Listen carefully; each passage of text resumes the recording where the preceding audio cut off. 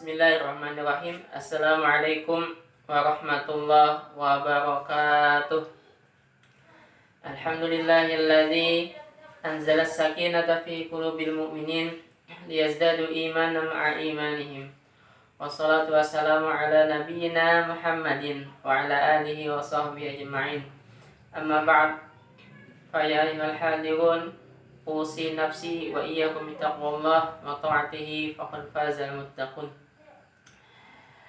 Ya wa Rabbana, Rabb yang selalu melihat dan memperhatikan kami, ampunilah segala dosa dan kesalahan kami. Jadikanlah kami semua ahli Al-Quran, mereka yang faham, hafal. Jadikan kami bagian dari mereka yang hafal, faham, dan mengamalkan, dan juga memperjuangkan dalam mengisi Al-Quran. Jadikanlah kami sahabat Al-Quran di dunia sampai akhirat kelak. Amin. Ikhwah yang dirahmati Allah semuanya, insyaallah pada hari ini kita akan mengupas, kita akan menyelami sedikit kandungan pesan yang Allah sampaikan dalam surat At-Takasur, surat yang ke-102. Ini termasuk kategori surat Makkiyah, turun sebelum hijrah. Ada 8 ayat yang insyaallah kalau kita mau merenungi isi yang ada di dalam surat At-Takasur ini, akan banyak kita dapatkan pelajaran. Akan banyak kita dapatkan perbaikan-perbaikan dalam diri kita kalau kita memahami dan merenungi isi dari surat At-Takasur ini. A'udzubillahi minasyaitonirrajim. Bismillahirrahmanirrahim. Alhaakumut takasur hatta zurtumul maqabir kalla sawfa ta'lamuna summa kalla sawfa ta'lamun kalla law ta'lamuna ilmal yaqin latarawunnal jahim summa latarawunnaha 'ainal yaqin summa latus'alunna yawma idzin 'anil na'im. Alhaakumut takasur, telah bikin kalian lalai bermegah-megahan, telah membuat kalian lupa bermegah-megahan. Ikhwah, telah membuat kita lalai dari apa? Pertanyaannya itu kan ya. Telah membuat kita lupa bermegah-megahan itu. Lupa dari apa? Masalahnya kayak gitu kan ya. Misalnya nih ya, kita pengen jalan, lalu kemudian karena berbagai macam kesibukan, anak nangis lah, kebelet pengen pipis lah, segala macam, kemudian kita lupa akhirnya naruh kunci motor kita atau mobil kita di mana. Lalu kemudian karena anak nangis tadi membuat kita lupa dari naruh kunci di mana. Awalnya kuncinya udah kita pegang, karena anak kita nangis, anak kita rewel, lalu kita taruh, kita lupa naruhnya di mana. Nah, kemudian jadi anak nangis membuat kita lupa dari naruh kunci di mana. Nah, hasil seperti itu kan ya. Bermegah-megahan membuat kita lalai. Lalai dari apa? Tadi kan anak nangis, rewel, membuat kita lupa dari naruh kunci di mana.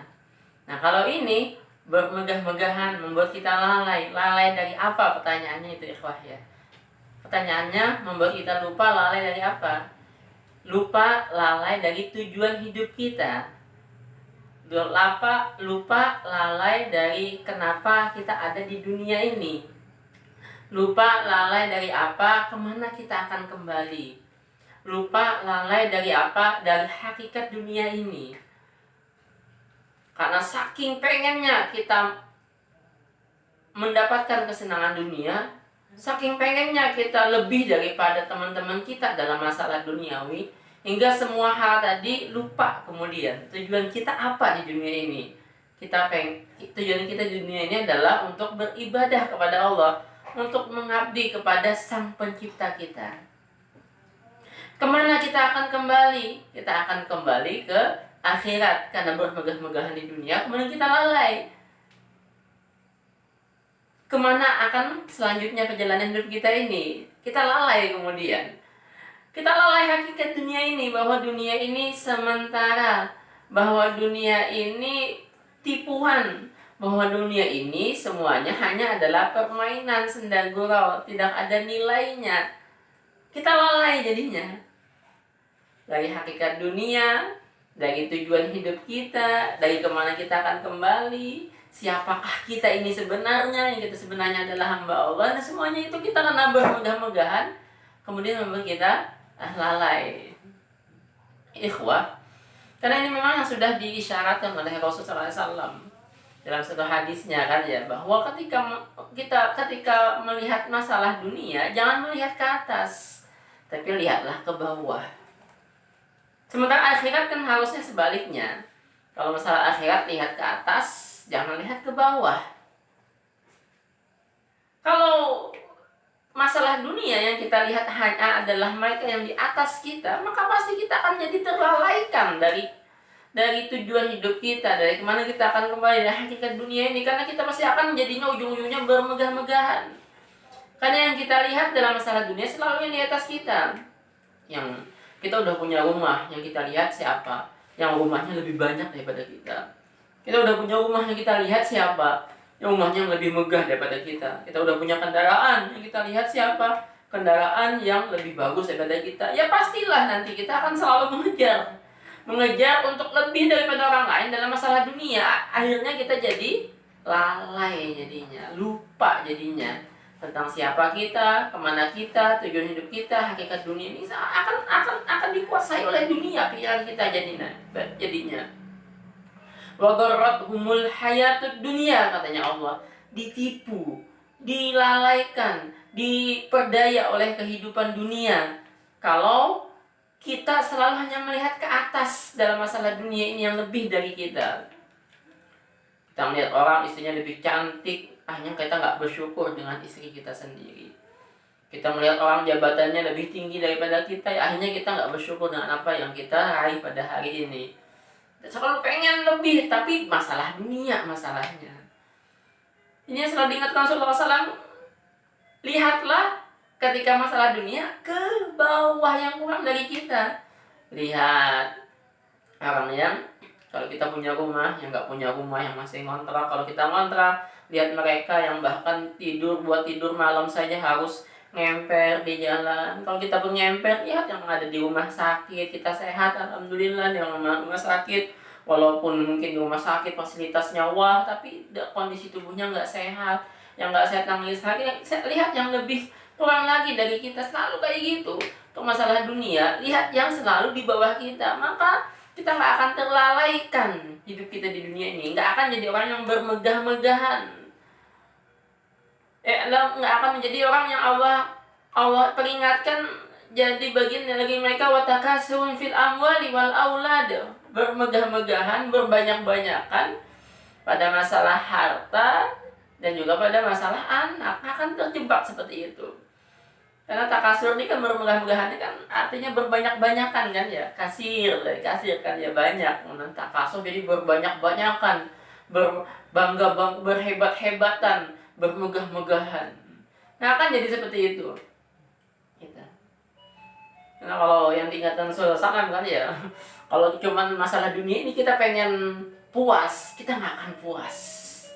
Yang sampai katanya Rasulullah SAW, walaupun kita punya emas satu lembah penuh, punya kita sendiri itu emas. Bayangkan tuh ya, ada lembah yang begitu besarnya, penuh satu lembah tadi emas semuanya, dan itu semua punya kita.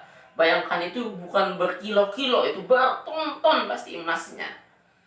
Bukan berkilo-kilo, pasti berton-ton. Kita mau beli apa, punya emas segitu, bisa kita beli semuanya. Kita bahkan bisa beli kapal pesiar, jet pribadi, kita bahkan bisa beli pulau kalau punya emas satu lembah. Tapi katanya Rasulullah SAW, manusia nggak akan puas, pasti pengen emas 2 lembah. Pasti punya emas 2 lembah, pasti pengen emas 3 lembah.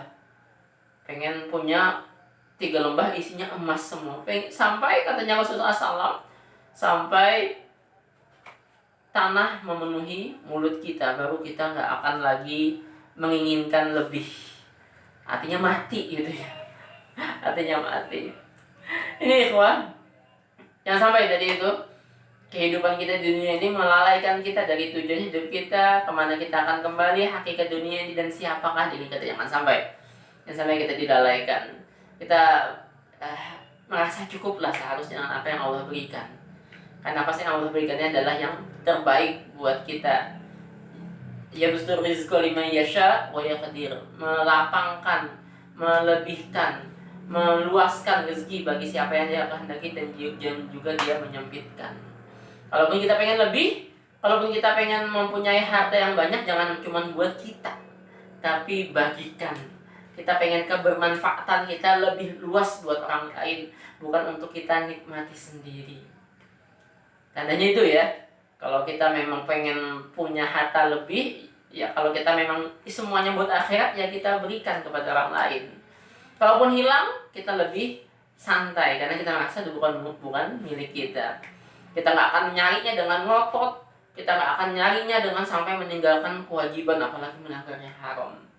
Karena kalau sudah orang sampai alhaakumut takasur, itu yang dikhawatirkan. Ketika nggak ada, nyari ngotot sampai puyeng pikirannya, pengen banget punya mobil kayak yang mewah, pengen mau punya mobil Lamborghini sampai kalau nggak punya itu kayaknya ada yang kurang dalam hidupnya. Sampai yang haram pun diusahakannya. Kalau orang sudah seperti itu, haram takasur.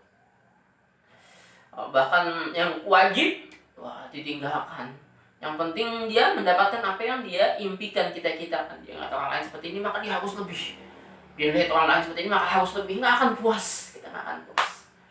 Hatta zurtumul maqabir, sampai pun kalian masuk ke dalam kubur, berziarah ke kubur. Sampai pun kalian ada di kubur sekalipun, tetap kalian berbangga-banggaan.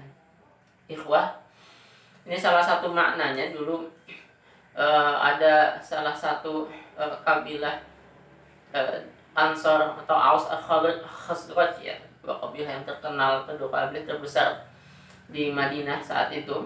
Mereka saking senangnya atau saking pengen mengalahkan satu sama lain dari kabilah ini, sampai dalam satu riwayat mereka ketika megahan berbangga-bangga ini bukan cuma sekedar di harta duniawi, sampai pun mereka ke kuburan sekalipun, mereka sampai menunjuk ini adalah nenek moyang kami, ini adalah orang tua kami, dia jadi seperti ini tidak, ini orang tua kami, nenek moyang kami, kata suku yang satunya, dia seperti ini, dia punya ini, punya itu, sampai seperti itu.